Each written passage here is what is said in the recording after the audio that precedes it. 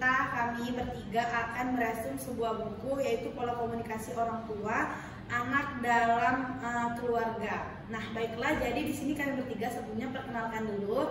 Saya sendiri Sofi Ajeng Pratiwi, dan rekan saya Citra Lorenza, dan rekan saya Dini Parma Yuliana. Nah, kami dari kelompok 9 dengan dosen pengampu Arif Putra, kami akan membedah buku. Kita langsung mulai aja ya. Baiklah teman-teman, ini untuk identitas buku ini mungkin akan aku yang jelasin duluan ya. Judul bukunya yaitu Pola Komunikasi Orang Tua dan Anak dalam Keluarga, dengan nama penulis yaitu Dr. Handes Saiful Bahri Jamarah MAG. Nah, penerbit PT Rineka Cipta Jakarta, Jalan Jenderal Sudirman, Kaf 36A, Blok B nomor 5, Jalan Jakarta 10210. Nah, tahun terbitnya itu yaitu cetakan kelima pada bulan Oktober 2022, jumlah halaman 167 halaman. Baiklah, mungkin akan dilanjutkan oleh teman saya. Oke, yang pertama itu ada gagasan utama. Jadi gagasan utama dari buku Pola Komunikasi Orang Tua dan Anak dalam Keluarga oleh Dr. Saiful Bahri Jamarah MAG adalah bahwa komunikasi yang efektif antara orang tua dan anak merupakan kunci untuk membangun hubungan yang harmonis dan mendukung perkembangan anak.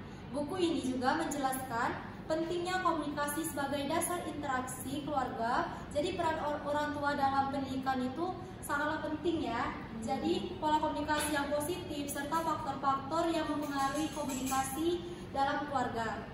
Selain itu, penulis juga menyoroti pemaparan nilai-nilai pendidikan Islam untuk membentuk perilaku anak yang baik sehingga menciptakan lingkungan keluarga yang sehat dan harmonis. Nah, kita mulai dulu gak sih dari bab pertama nih. Jadi teman-teman, FYI, di buku ini ada 7 bab ya. Ya. Mungkin bab pertama akan langsung dibahas oleh Dini. Oke, mulai dari bab pendahuluan ya. Bab ini menjelaskan latar belakang yang dimana pentingnya komunikasi dalam keluarga sebagai fondasi untuk interaksi yang sehat. Nah, keluarga berfungsi sebagai unit sosial pertama di mana individu belajar berkomunikasi dan bersosialisasi. Nah, penulis juga menekankan bahwa komunikasi yang baik dapat memperkuat ikatan emosional antara anggota keluarga dan sebaliknya. Kekurangnya komunikasi dapat menyebabkan masalah dalam hubungan. Nah, latar belakang pentingnya komunikasi. Buku ini memulai dengan menjelaskan betapa pentingnya komunikasi dalam keluarga sebagai fondasi untuk interaksi yang sehat. Nah, komunikasi yang baik dapat memperkuat ikatan emosional antara anggota keluarga dan sebaliknya. Kurangnya komunikasi dapat menyebabkan masalah dalam hubungan keluarga. Nah, selanjutnya itu ada dasar-dasar komunikasi Itu dalam keluarga nih. Di bab 2 ya Mbak Citra. Iya. Oke, mungkin aku atau Mbak? Mbak Ajeng boleh. Oke, boleh. Apa sih dasar-dasarnya? Oke, jadi teman-teman, di bab 2 ini membahas tentang dasar-dasar komunikasi dalam keluarga. Nah, dalam bab ini penulis membahas tentang konsep dasar komunikasi termasuk pengertian, tujuan, dan proses komunikasi dalam konteks keluarga. Jadi, komunikasi dianggap sebagai alat untuk membangun hubungan yang saling memahami dan mendukung antara orang tua dan anak. Nah, terus selanjutnya ini ada di bab 3. Boleh langsung dibahas sama Mbak Citra. Oke, jadi bab 3 itu ada materinya itu tentang orang tua, anak, dan pendidikan dalam keluarga. Jadi bab ini mengurangi peran orang tua dalam pendidikan anak melalui komunikasi. Penulis ini menjelaskan bagaimana pola komunikasi yang ditetapkan orang tua dapat mempengaruhi perkembangan karakter dan perilaku anak. Komunikasi yang efektif ya tentu dari orang tuanya dan anak penting untuk mendukung proses pendidikan dan pembelajaran di rumah. Jadi efektif itu bagi orang tua dan anak. Oke, baiklah. Bab selanjutnya 4 ya. Oke. Jadi selanjutnya itu ada bab 4 yang dimana membahas tentang pola komunikasi dan interaksi dalam keluarga. Yang mana pola komunikasi yang berbeda dalam keluarga dibahas di sini, termasuk pada pola komunikasi otoriter, permisif, dan demokratis. Nah, penulis menekankan bahwa pola komunikasi yang positif dapat menciptakan interaksi yang harmonis dan mendukung perkembangan anak. Baiklah, itu tadi dari bab berapa Mbak Dini? Dari bab 4. Oke, selanjutnya teman-teman kita bahas ke bab 5, yaitu tentang faktor yang mempengaruhi komunikasi dalam keluarga. Nah, baiklah, langsung saja. Nah, faktor-faktor seperti budaya, nilai-nilai keluarga, dan dinamika sosial mempengaruhi cara anggota keluarga berkomunikasi. Nah, di dalam bab ini akan mengeksplor bagaimana faktor-faktor ini dapat memperkuat atau memperhambat komunikasi yang efektif di dalam keluarga. Nah, terus di bab 6 ini ada tentang pendidikan Islam dan komunikasi dalam keluarga. Mungkin Mbak Citra mau atau Mbak Dini? Jadi bab ini termasuk juga membahas tentang pentingnya nilai-nilai pendidikan Islam dalam membentuk pola komunikasi di keluarga. Jadi penulis ini menjelaskan bagaimana prinsip-prinsip ini dapat diterapkan untuk meningkatkan komunikasi antara orang tua dan anaknya, serta untuk mendidik anak dengan nilai-nilai moral yang baik. Jadi buku ini memberikan wawasan mendalam tentang bagaimana pola komunikasi mempengaruhi hubungan dalam keluarga serta menawarkan strategi untuk meningkatkan interaksi antara orang tua dan anak demi perkembangan yang positif bagi anak. Oke, itu tadi udah sampai bab 7 ya? Oke. Nah, Mbak, kan dari tadi kita udah 7 bab nggak sih yang kita bahas? 6 bab ya? 6 bab. 6 bab ya? 6 bab. Oh enggak, Mbak. Tadi terakhir itu udah penutup namanya. Jadi termasuk 7 bab. Oke. Terus sekarang ada yang namanya analisis. Ya, ada kelebihannya nih, pasti buku setiap Betul. orang itu pasti ada kelebihan dan kekurangannya. Jadi Kita teman-teman, bahas dulu kelebihannya. kita bahas dulu kelebihan dari buku ini. Mungkin aku atau Mbak Dini boleh? Aku boleh. Oke, boleh. Nah, adapun kelebihan dari buku ini yaitu yang pertama itu ada pendekatan praktis, yang dimana buku ini menawarkan panduan praktis mengenai pola komunikasi yang efektif antara orang tua dan anak yang dapat diterapkan dalam kehidupan sehari-hari untuk meningkatkan hubungan keluarga. Nah, yang selanjutnya itu ada pendidikan berbasis nilai. Penulis juga mengintegrasikan nilai-nilai pendidikan Islam dalam komunikasi keluarga, memberikan perspektif moral yang kuat untuk mendidik anak dengan baik. Yang ketiga itu ada pemaparan teoritis yang kuat. Nah, di mana buku ini dilengkapi dengan teori-teori komunitas yang relevan, membantu pembaca memahami bahasa-bahasa komunitas dalam konteks keluarga.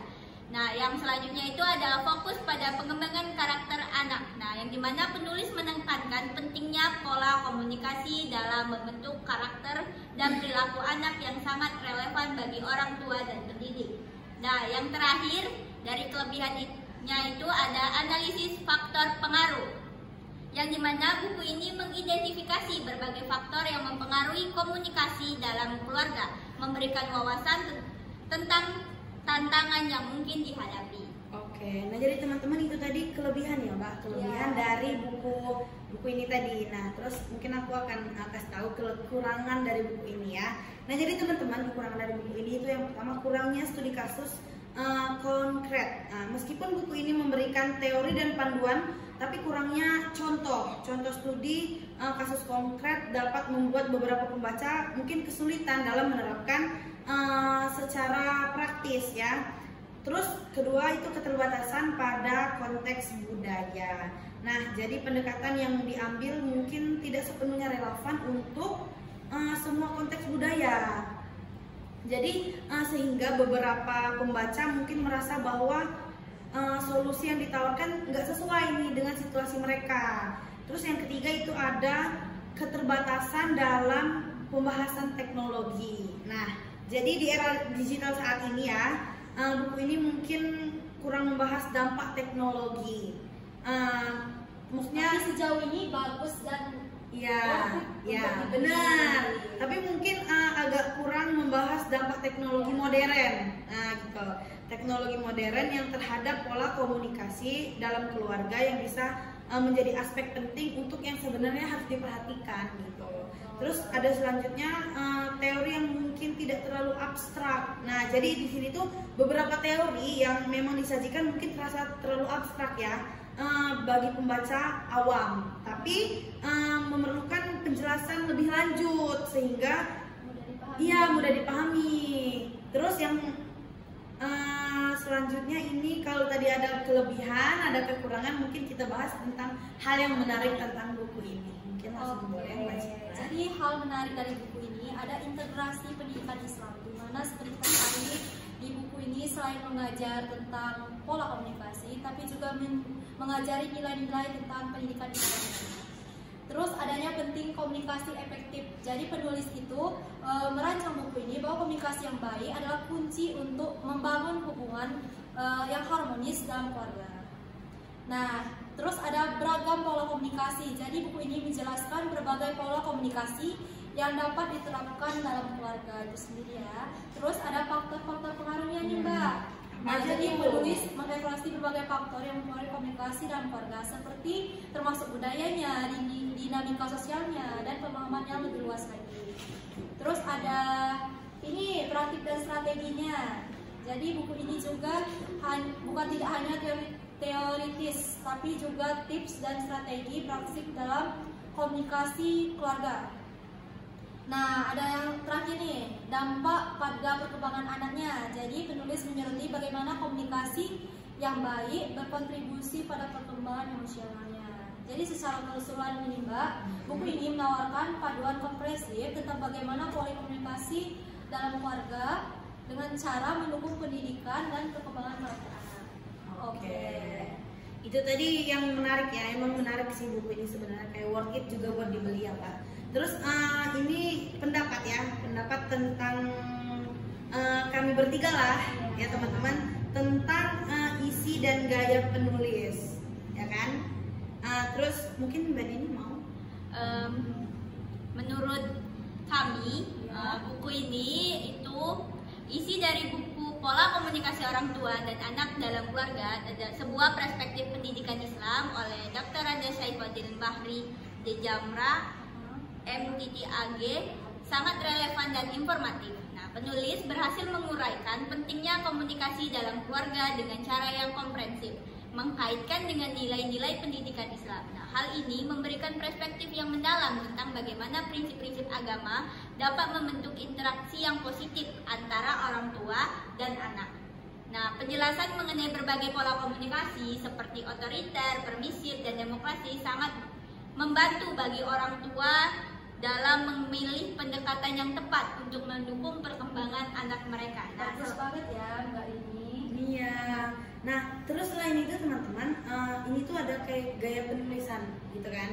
Nah, jadi gaya penulisan dari buku yang diciptakan, yang ditulis oleh Bapak Saiful Bahri Damara ini terasa sangat lugas dan sistematis ya. Terus namun ada kalanya penjelasan terasa agak teoritis. Iya. Nah, dalam beberapa pembaca mungkin mengharapkan lebih banyak studi kasus dan ilustrasi tadi Mbak. Untuk apa? Untuk memperkuat argumen. Oke Mbak Azul. Tadi kita udah bahas banyak sekali ya, dari 6 bab. Ada 7 bab sih sebenarnya. Tadi terus penutup ya. Terus ada Kelebihan, kekurangan, terus sama hal menarik. Ya. Nah, baru kita intinya secara keseluruhan deh buku ini Oke. bagi Mbak gimana? Jadi kesimpulannya lah ya.